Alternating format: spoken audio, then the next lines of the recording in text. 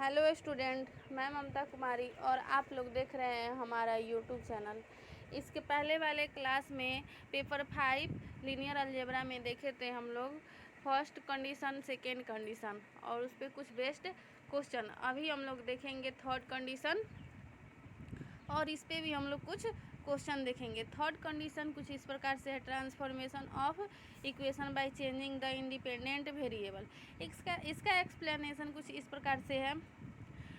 वही इक्वेशन जो पिछले दोनों कंडीशनों में इक्वेशन था, वही इक्वेशन ये भी है। सेकेंड ऑर्डर डेरिवेटिव का कंडीशन है d2y/dx² plus p/dy/dx plus qy is equal to r। इसको हम लोग पहले के जैसा इक्वेशन 1 मान लिए हैं। Let the independent variable can be change from x to z with the help of relation z is equal to fx। Then dy/dx is equal to dy/dz into dz/dx। हम लोग dy/dz को इस form में लिख सकते हैं, फिर dz से dz कैंसिल हो जाएगा और फिर पहले वाले रूप में यानी dy/dx के फॉर्म में ये आ जाएगा। अब ये वाला फॉर्म को हम लोग फिर से डिफरेंशिएट करेंगे x के रिस्पेक्ट में, यानी सेकेंड ऑर्डर डेरिवेटिव के टर्म में इसको फिर से डिफरेंशिएट करेंगे तो ये आएगा इस फॉर्म में d2y/dz² into dz/dx plus dy/dz into d/dz into dz/dx into dz/dx। अब इसका नेक्स्ट देखेंगे। इसका पूरा सेकेंड ऑर्डर डेरिवेटिव निकला है इस प्रकार d2y/dx² इंटू dz/dx का whole square plus dy/dz into d2z/dx²।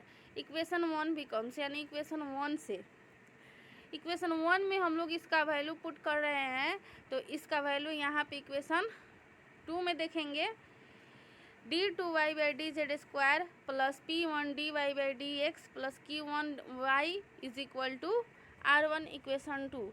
यहाँ पे p1 का वैल्यू जो है वो इतना आया है एंड q का वैल्यू यानी q1 का वैल्यू जो है वो इतना आया है और r का वैल्यू इतना आया है। ये हम लोग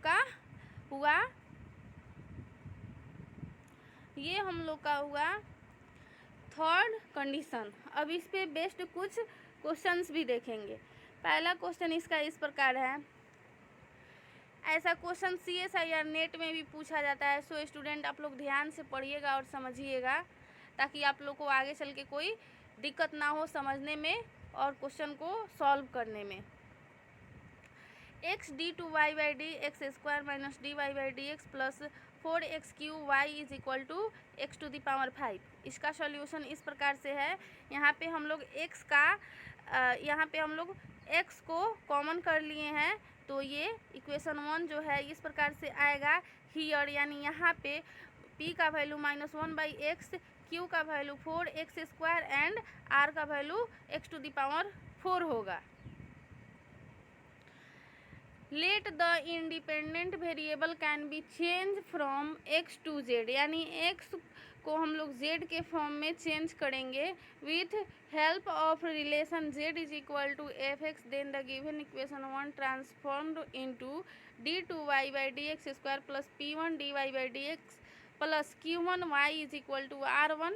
इसको इक्वेशन 2 मान लिए हैं।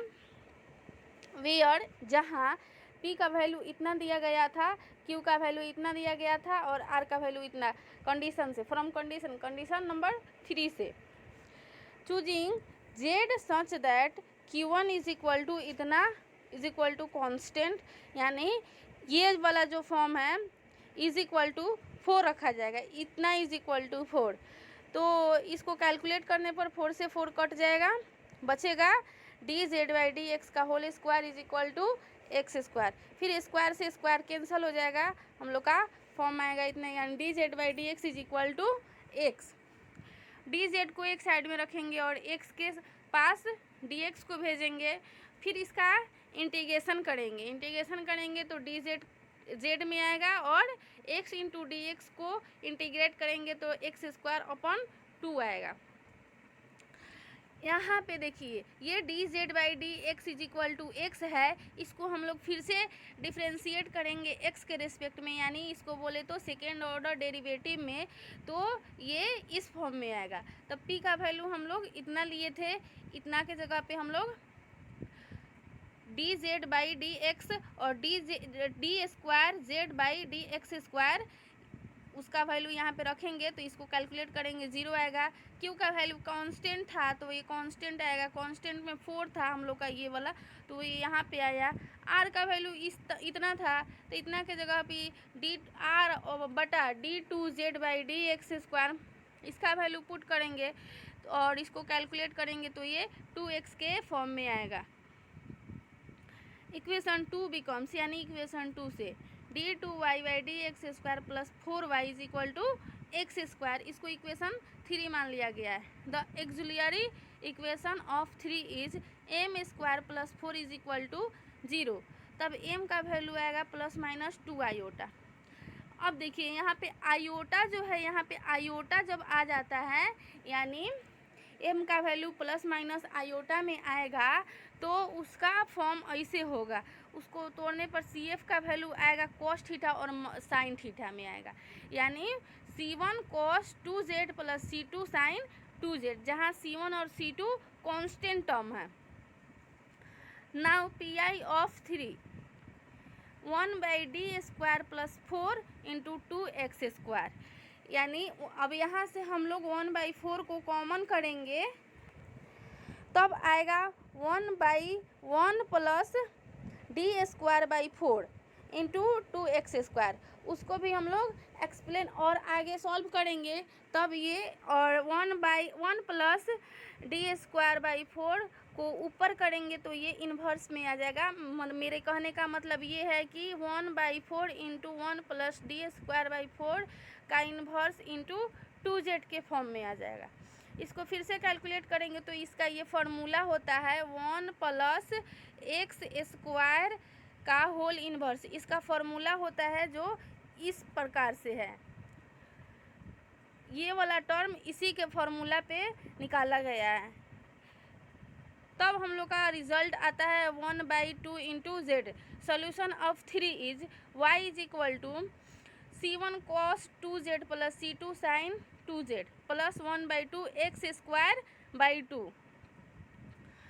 C1 cos 2z का वैल्यू एक्स स्क्वायर था plus C2 sine X square plus 1/2 X square by 2। फिर से इसको कैलकुलेट करेंगे तो C1 cos X square plus C2 sine X square plus 1/4 X square which is required. So student, I hope आप लोग को ये क्वेश्चन और कंडीशन समझ में आ गया होगा।